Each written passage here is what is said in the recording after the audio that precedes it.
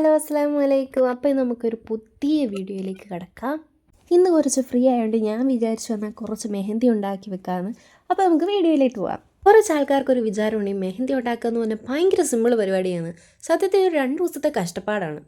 അപ്പോൾ നിങ്ങൾ വിചാരിക്കുക എന്നാൽ പിന്നെ നിനക്ക് ഉണ്ടാക്കാതിരുന്നാൽ പോരെയെന്ന്. എല്ലാത്തിനും അതിൻ്റേതായുള്ള കഷ്ടപ്പാടുണ്ട് ദാസാ.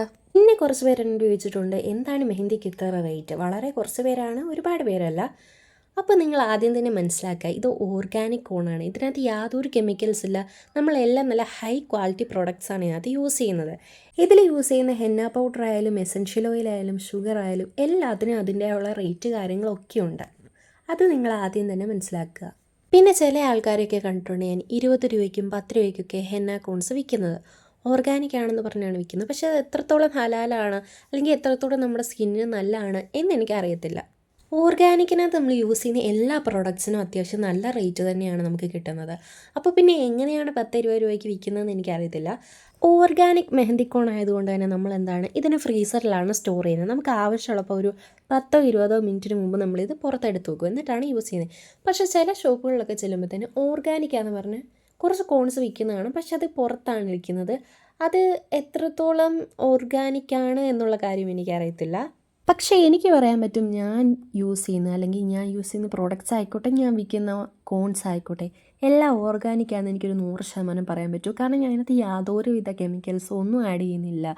അതിപ്പോൾ ഞാൻ വിൽക്കുന്ന ആഫ്റ്റർ കെയർ സ്പ്രേയിലായാലും നമ്മുടെ hand cone, bridal cone, nail കോണിലായാലും എനിക്ക് അങ്ങനെ ഒരു ഉറപ്പ് പറയാൻ പറ്റും. അപ്പോൾ നിങ്ങൾ മെഹന്തി സെലക്ട് ചെയ്യുന്ന സമയത്ത് അത്യാവശ്യം നല്ലത് തന്നെ നോക്കി സെലക്ട് ചെയ്യുക. പക്ഷേ ഇന്നത്തെ കാലത്തും ഓർഗാനിക് കോൺസ് എന്താണെന്ന് അറിയാത്ത ഒരുപാട് ആൾക്കാരുണ്ട്. അതിപ്പോൾ കുട്ടികളായിക്കോട്ടെ, അവർക്കും അറിയാത്തവരുണ്ട്. അവർ ചിന്തിക്കുന്ന എന്തിനാണ് നമ്മൾ 10 രൂപയ്ക്ക് 20 രൂപയ്ക്ക് ഷോപ്പിൽ നിന്ന് മേടിച്ചിട്ടാൽ പോരെ, എന്തിനാണ് 30, 40, 50 രൂപയൊക്കെ കൊടുത്ത് ഓർഗാനിക് കോൺസ് യൂസ് ചെയ്യുന്നത് എന്നാണ്.